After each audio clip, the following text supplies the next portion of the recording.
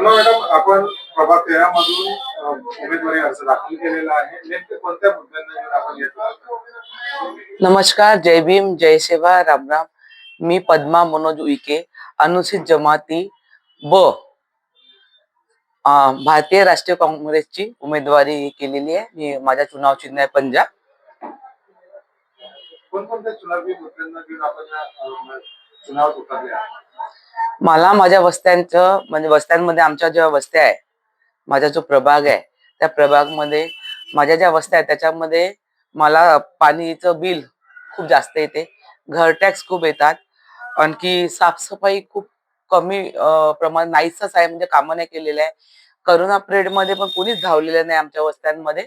तर मला त्याच्यासाठी स्वतःहून कामं करायचं आहे, त्यांच्यासाठी त्यांना खूप म्हणजे मला मला म्हणजे हे करायचं त्यांना त्यांच्यासाठी खूप कामं करायचे आहे. पाण्याचं बिल स्वस्त नाहीचं, टॅक्स रसीद आपलं आहे, रोजगार मुलांना मिळाला पाहिजे. इथे मालकी झोपडपट्टीचे जे आहे, आपल्या जे मालकीचे घर आहे, पट्टे वाटप करतो म्हणते ते फ्री मध्ये पट्टे वाटप करायचे आम्हाला बस. आणखी आणि महिलांसाठी आरक्षणचं काम, जे महिलांवर आता खूप अत्याचार होत आहे त्याच्या विरुद्ध लढाई लढायची आहे मला. आणखी मला जसं म्हणजे असं म्हणायचं की केव्हा मला माहित जर पडलं एवढंसं पण गोष्टी कोणत्या मुलीवर अत्याचार झालं, मी त्यांच्या फोनची वाट नाही पाहिजे, मी स्वतःहून त्यांच्याजवळ जाऊन मी त्यांना न्याय द्यायचं काम करेन, मी त्यांच्यासाठी लढील. मी एवढं सांगतो तुम्हाला महिलांसाठी. आणि महिलांनी मला रात्र बेरात्री दिवस केव्हा पण फोन केला तर मी त्यांच्यासाठी 5 मिनिटात उपस्थित राहीन त्यांच्याजवळ.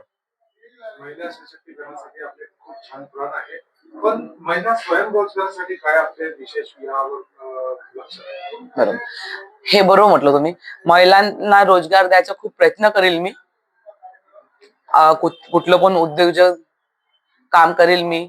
बालकृषी आपला महिला बाल विद्या मंडळ राहते कॉर्पोरेशन मध्ये, जर मी जिंकली तर तिथून मी त्यांच्यासाठी फंड आणणं, बचत गटला फंडिंग करणं, त्यांना कामं मिळवून देणं हे करील. आणि मी कबड्डी प्लेअर आहे, मराठा लॉन्सरची नॅशनल लेवलची आहे. तर मला असं वाटतं की जास्तीत जास्त मुली प्लेअर बनायला पाहिजे, छान शिकायला पाहिजे, आणि प्लेअर कोट्यामध्ये त्यांना नोकरी लागायला पाहिजे.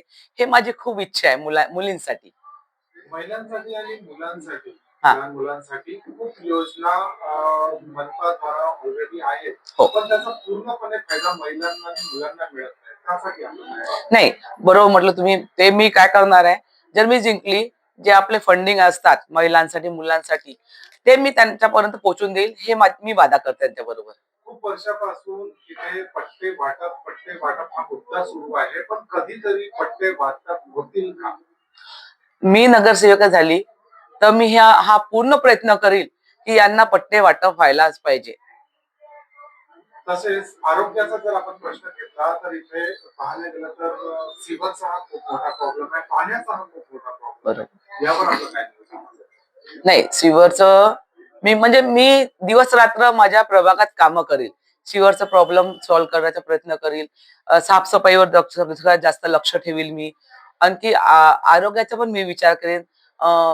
आपले दवाखाने त्यांच्याकडे लक्ष देणं, घरोघरी थोड्या तपासण्या हे मी करील माझ्या वस्त्यांसाठी. सांगितलंय की हरित नागपूर बनवण्याचं तुमचं लक्ष आहे, ती घोषणा मी केली आहे. ते कशा प्रकारे तुम्ही करून आणाल? काय हरित नागपूर हिरवगार वृक्षारोपण करणं, झाडे लावणं ते कामं करेल. पण बीजेपी तर कापत आहे. हो, बीजेपी तर कापत आहे. हे तर बरोबर मुद्दा घेतला तुम्ही. बीजेपी कापत आहे पण आम्ही लावू ना. काँग्रेसला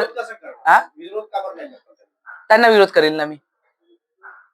आपल्या प्रभागाच्या मतदारबंधूंना काय मोलाचा संदेश फक्त मी नमस्कार करून माझ्या प्रभागाच्या लोकांना सांगते की माझ्याजवळ धन शक्ती नाही आहे, पण तुम्ही मला जनशक्ती दिली आणि जनशक्ती मिळाली म्हणजे मी विजयी झाली. फक्त मला एवढं म्हणणं आहे की मला जनशक्ती द्या, माझ्याजवळ धनशक्ती नाही आहे. बस एवढंच बोलते मी माझ्या प्रभागाच्या लोकांना.